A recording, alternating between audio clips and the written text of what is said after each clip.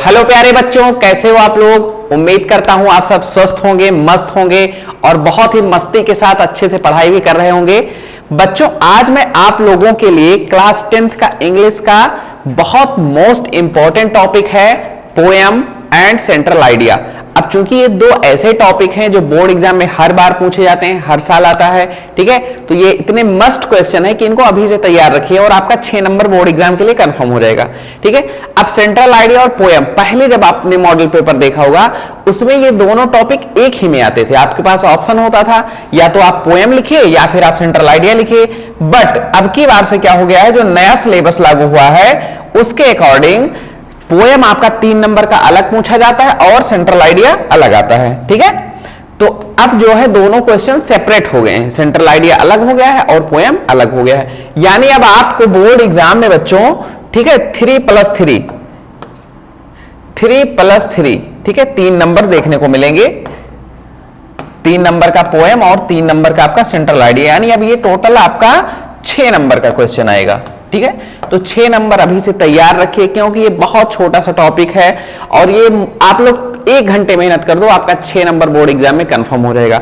अब कौन सा पोएम हमें याद करना है, कौन सा सेंट्रल आइडिया याद करना है, मैं अभी आपको आगे बताता हूं, वीडियो को पूरा देखना। चलिए अब देखते हैं।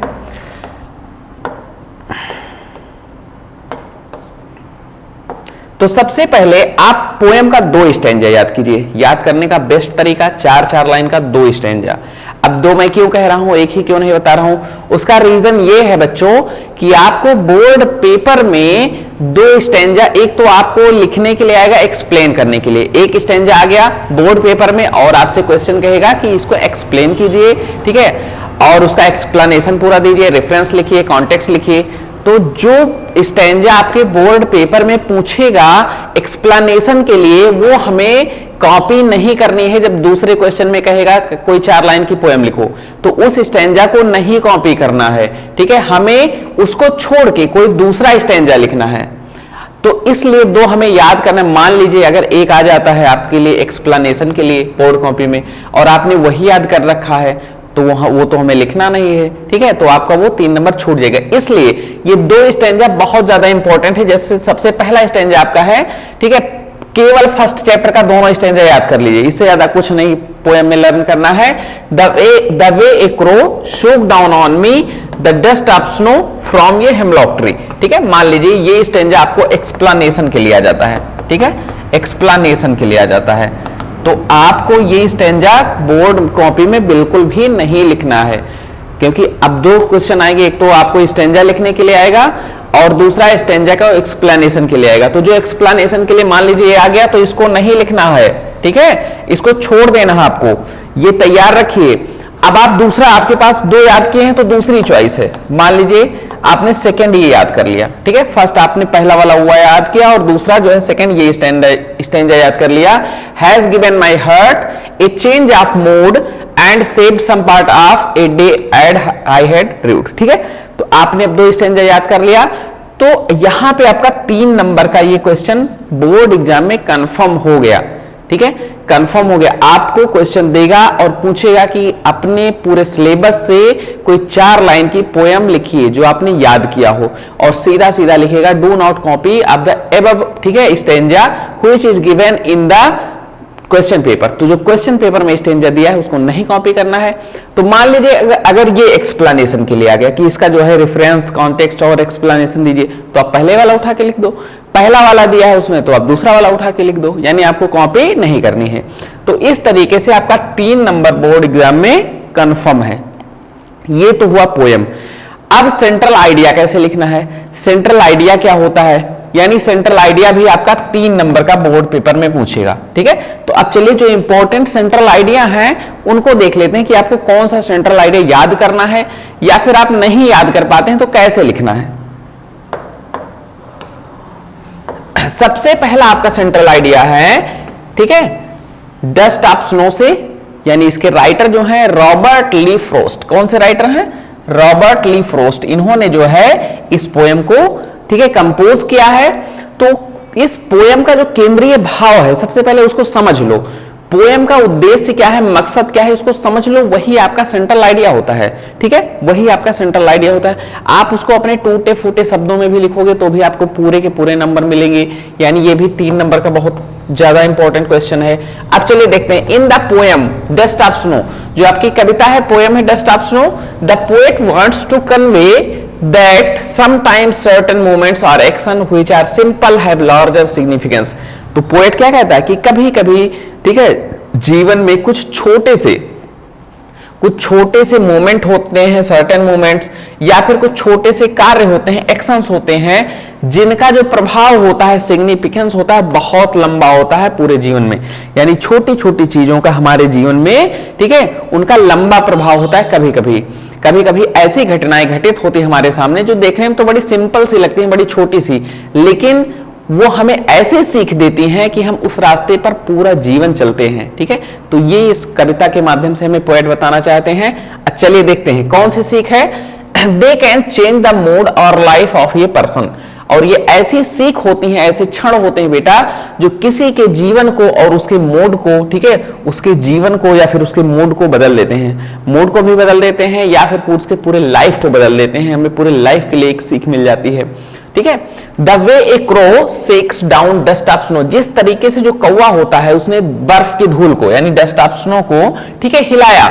कहां से हिलाया? हेमलॉक ट्री, यानी जो धतूरे का पेड़ था उस पर जब कौवा बैठता है तो फड़फड़ाता है पंखों को, तो जो बर्फ जमी होती है, बर्फ की टिनी पार्टिकल्स, छोटी धूल होती है, वो कवि के कंधों पे आके गिरती है। ठीक है, ऑन द पोएट। और जब वो कवि के ऊपर गिरती है तो पोएट क्या होता है? इंस्पायर होता है, उससे बहुत ज्यादा प्रभावित होता है। And gives him the idea to shake off his off depressive thoughts, और उसको एक विचार मिल जाता है, एक आइडिया मिलता है, जिससे जो उसका डिप्रेसिव थॉट होता है, यानी जो उसका उदासीपन होता है, वो दूर हो जाता है। ठीक है, become cheerful and do something useful, और वह बहुत प्रसन्न होता है और कुछ स्पेशल करता है, कुछ जो है महत्वपूर्ण करता है। यानी वो उदास होकर जा रहा होता है और जब कौवा फड़फड़ाता है पंखों को, जैसे बर्फ की धूल उसके कंधों पे गिरती है, ऐसे देखता है तो बड़ा प्रसन्न हो जाता है, चीयरफुल हो जाता है। तो कवि का यही मकसद है कि आपके जीवन में बहुत छोटी छोटी चीजें भी अपना बहुत लार्जर इफेक्ट रखती हैं, लार्जर सिग्निफिकेंस होता है।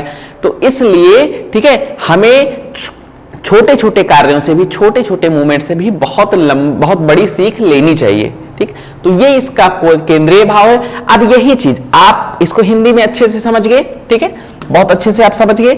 अब इसी चीज को आप सिंपल शब्दों में अपने भाषा में भी लिख सकते हैं, छोटे छोटे सेंटेंस बना के, तो भी आपको पूरे के पूरे नंबर मिलेंगे। कोई जरूरी नहीं कि आप यही कॉपी पेस्ट कर दो बोर्ड एग्जाम में, बस यही चीज होनी चाहिए, आप सिंपल सेंटेंस में छोटे शब्दों में लिखो, पूरा नंबर। ठीक है, अब चलिए नेक्स्ट देखते हैं। चलिए सेकेंड आपका जो है सेकेंड सेंट्रल आइडिया बच्चों, ये सेकेंड चैप्टर से फायर एंड आइस से लिया गया है। ठीक है, फायर एंड आइस, तो इसके भी राइटर सेम है। कौन है इसके writer? Robert Lee Frost, same writer. First chapter के भी सेम, डस्ट ऑफ स्नो के भी, और सेकेंड के भी, फायर एंड आइस। आप देखिए, जो कविताएं होती हैं, कविताओं का जो मकसद होता है वो बहुत जो है, इनका अर्थपूर्ण मकसद बहुत गहराई में जाके हमें समझना पड़ता है।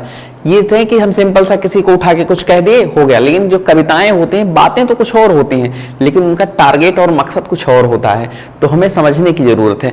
अब यहाँ पे जो रॉबर्ट ली फ्रॉस्ट हैं, ठीक है, यानी आपकी जो कंपोजर है, राइटर है इस पोएम के, वो फायर एंड आइस क्यों बोलते हैं? क्योंकि उन्होंने फायर की तुलना डिजायर से की है। डिजायर मीन्स क्या होता है?